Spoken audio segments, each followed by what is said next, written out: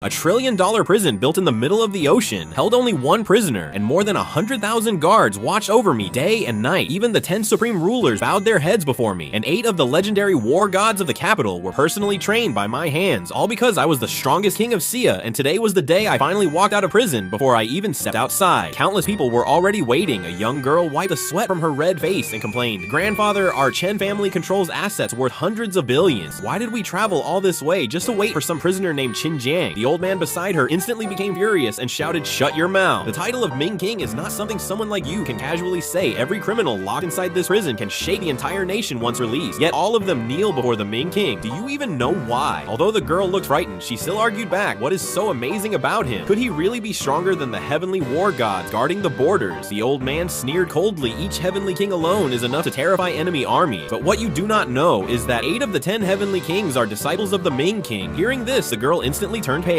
No ordinary human could achieve such a thing at such a young age. After realizing this, she looked toward the prison once again. With the same reverence one would show a god at that moment, a red Ferrari and 3 armored vehicles stopped outside the prison gates. Then an extremely beautiful woman stepped out. She was Shen Rushuang, the eldest daughter of the wealthy Shen family from the capital, and also the final disciple of one of the heavenly kings, the famous miracle doctor known as the greatest healer of the southern region. Shen Rushuang removed her sunglasses and stared coldly toward the prison entrance. Moments later, the gate slowly opened and a young man casually walked out from inside. Shen Rushuang slightly frowned, pulled out a photo for comparison, then glanced at my carefree appearance with obvious disdain. "You are Qin Jiang, and today is your release date, right?" She crossed her arms and looked down at me with an arrogant expression. I frowned slightly, already annoyed by her attitude. She tossed the photo to her bodyguard and said, "I came here for one reason." And she took out a marriage contract and calmly explained, "Before your mother was expelled from the Qin family, she arranged a marriage between our family. I came today only to tell you that this engagement is canceled after you leave prison. I hope you will not bother our lives." After hearing her words, my expression instantly darkened. My mother once told me that the Shen family owed her a huge favor and promised to marry their daughter to me in the future. She also said if I ever faced difficulties, I could ask the Shen family for help. But when my mother was framed and died from illness, the Shen family never showed up, and when I was falsely imprisoned, they still ignored everything. Now that I had just been released, their daughter hurried over only to cancel the engagement. My face became colder and colder. Shen Rushuang looked at me with pity mixed with indifference. "The gap between us is too large. You would only feel inferior if you married me. Even if we were together, you would always live under my shadow. But if one day you cannot even afford food, you may call me. And maybe after you apologize to Wang Yanjun, there is still a chance for you to return to the Qin family." After speaking, she handed over a business card. When I did not accept it, Shen Rushuang threw it onto the ground, ripped the marriage contract into pieces on the spot, tossed it down, and turned around to leave in her car. As I watched her disappear, my eyes narrowed sharply and a terrifying cold light flashed within them. The Qin family that caused my mother to die in despair would eventually pay with blood and endless darkness. At the same time, the old man nearby could not stop shaking his head. Families like ours worth trillions would gladly send our granddaughters straight into the bed of the Ming King. Yet that Shen Rushuang failed to recognize a true dragon and destroyed such a heaven, sent opportunity with her own hands. What a joke. The old man stepped forward wanting to speak, when suddenly my phone rang. It was a message from Su Zhengke Xiaojiang. "You are finally out of prison, right? Come directly to Jiangbei after landing. We should discuss your marriage with Wei Wei." After reading the message, my brows lifted slightly. Su Zhengke had once helped both me and my mother when we lived in Jiangbei, and he promised long ago that once we were old enough, his daughter Su Tianwei would marry me. It was also one of my mother's final wishes. I sighed softly and replied okay, before raising my head and waving casually toward the exhausted grandfather and granddaughter standing nearby. "Whatever it is, we can discuss it once I arrive in Jiangbei." Not long after getting off the plane, my face instantly darkened because Shen Rushuang was actually sitting inside the airport lounge the moment she noticed me. Her eyes filled with even more disdain. "Qin Jiang, what is the point of this? Even if you shamelessly follow me around, I still will never marry you." Shen Rushuang shook her head and sighed lightly. "Our young miss already canceled the engagement, yet you still followed her all the way here. Do you not feel embarrassed?" Her secretary Cheng Yueting stepped forward and spoke with sarcasm written all over her face. "There are countless toads dreaming of eating swan meat, but I have never seen someone as shameless as you." After hearing that, my eyes turned cold. "You are overthinking things. I only happened to pass by." Cheng Yueting laughed mockingly. "Happened to pass by? More like you saw our young miss was beautiful and rich, so you deliberately created a chance encounter hoping to become her loyal dog. Someone like you, who has been to prison, could never deserve our young miss." No matter how hard you try, Shen Rushuang's expression also became colder. "This man is truly ridiculous, secretly following us and still refusing to admit it. How disgusting." I let out a cold laugh and could not even be bothered to look at either of them. I simply took out a black access card and made a phone call, waiting for someone to pick me up. After learning that I was coming to Jiangbei, Zhao Wudi, the king of Jiangbei, had already informed the richest man in the city to personally receive me, and the card in my hand was the key to the most expensive villa in all of Jiangbei. Seeing that I still refused to leave, Shen Rushuang's expression turned even darker. Just as she was about to stand up and walk away, an old woman suddenly collapsed onto the floor. Immediately, a crowd rushed over and a voice shouted from inside the crowd, "I am a doctor, everyone move aside." A man wearing glasses squeezed through the crowd. After checking the old woman pulse for a moment, he sighed helplessly, the patient heart condition. When the doctor said there was no way to save her anymore, a little girl in the crowd instantly burst into tears. After seeing that I frowned slightly, the old woman's lips were pale, cold sweat covered her forehead, and her heartbeat was completely chaotic. This was cardiac arrest caused by severe myocarditis. Ordinary doctors truly had no way to treat this illness, but for me, it only required injecting spiritual energy into the Guanyuan Juke and Tiantu acupoints. Within 2 minutes, the old woman's heart would start beating again, and the illness would be cured permanently without needing any hospital treatment. Modern doctors rely too much on Western medicine when traditional medicine is actually the most powerful. A bitter smile appeared on my face as I crouched beside her and tapped several pressure points on her body. After waiting 2 minutes, the old woman would naturally wake up. Seeing this, Cheng Yueting immediately showed anger between her brows and said with disgust, "Miss, look at what he is doing. What a complete pervert. The old lady is about to die. Yet he is smiling while touching her body everywhere. There is definitely something wrong with his brain." Shen Rushuang frowned deeply and quickly walked over the moment I stood up before calmly saying, "Let me handle it." Cheng Yueting also rushed over and forcefully pushed me aside while glaring at me. "Move away, my miss can cure her." Shen Rushuang then took out several silver needles from her pocket and inserted them into 13 acupoints, including Guanyuan Juke and Tiantu. I stood beside them with a slight frown. I had already treated the old woman and she would wake up in 2 minutes. However, the places where Shen Rushuang inserted the needles were not wrong and would not harm the old lady, so I stayed silent. Sure enough, 2 minutes later, the old woman slowly opened her eyes. She woke up. Everyone in the hall cried out in shock, while the surrounding crowd looked at Shen Rushuang with admiration. Shen Rushuang herself was stunned because she had only completed half the treatment and was not fully confident. How did the old woman wake up so quickly? Could it be that her medical skills had improved again after her surprise? A trace of pride flashed across her eyes. Cheng Yueting proudly introduced her. "My miss is Shen Rushuang, the personal disciple of the famous Qingma ghost doctor. Naturally, treating this illness is nothing for her." That short introduction exploded through the hall like a giant rock crashing into a lake. Everyone surrounded Shen Rushuang like she was a superstar while handing her business card, hoping to build connections. Seeing this scene, I could not help feeling stunned. Qingma ghost doctor Gei Hong once cried and begged me 3 different times on Demon Refining Island to accept him as my disciple. I only casually guided him a few times, yet Shen Rushuang actually turned out to be that old fellow student. Shen Rushuang looked at me standing there blankly and coldly said, "You have seen it now. We are people from completely different worlds. I hope you stop bothering me from this moment onward." Cheng Yueting, standing beside her, also said proudly, "You cannot even earn 5,000 yen a month, so how could you ever deserve our miss? Whenever our miss treats wealthy ladies, the consultation fee starts at 500,000. You should just go home and sleep." After hearing that, I almost laughed and calmly looked at Shen Rushuang before saying, "I have actually read your medical papers, but the content was mediocre without any real innovation. Gei Hong, that old man is terrible at teaching medicine and even worse at teaching manners. Next time I see him, I will properly lecture him the moment I finish speaking." The surrounding crowd instantly exploded with anger. Everyone started criticizing me, saying I did not know my own worth and had completely refreshed the limits of shamelessness. Shen Rushuang's face also turned icy as she coldly replied, calling my master by name. Like that truly deserves punishment, but since I was the one who broke off the engagement first, I will not argue with you this time. Hurry to the capital and apologize to Wang Yanjun sincerely enough, and maybe he will spare you some money to survive your miserable life. After Shen Rushuang finished speaking, she left the airport surrounded by bodyguards in a grand procession. I watched her departing figure and let out a cold laugh. I would naturally go to the capital, but not now on December 21st. Wang Yanjun's birthday, I would personally give him a huge gift. Yo, now that she is gone, you finally dare to act tough. Who are you pretending for? The more useless someone is, the harder their mouth becomes. One of the passengers rolled his eyes at my gloomy expression, but right after turning around, he saw a fat man with a glowing face running toward us, and when the surrounding crowd recognized this fat man, they almost wanted to kneel down and beg for my forgiveness. At that moment, I was standing in the airport lobby, looking at the fat man before me. This man was Wu Tiande, the richest businessman in Jiangbei, who had personally come to pick me up. Wu Tiande smiled respectfully and eagerly took my cloth bag, while bowing with an extremely humble appearance. This scene completely shocked everyone who had mocked me earlier. Their faces turned bright red, and they hurriedly hid to the side, afraid that I would settle accounts with them later. Wu Tiande had even casually donated 50 million yuan to the school before, but he never expected that simply picking me up would still end with mistakes, causing me to wait at the airport for more than half an hour. He was already trembling from fear. I looked at Wu Tiande and casually waved my hand before getting into the luxury car beside him. All those people who had laughed at me earlier watched us leave with fear in their hearts, crying in regret because some of them had struggled for years just to build a connection with Wu Tiande, and now every chance they had was completely ruined. Not long afterward, I arrived at the Su family residence after taking out a scroll painting from my bag. I gently knocked on the door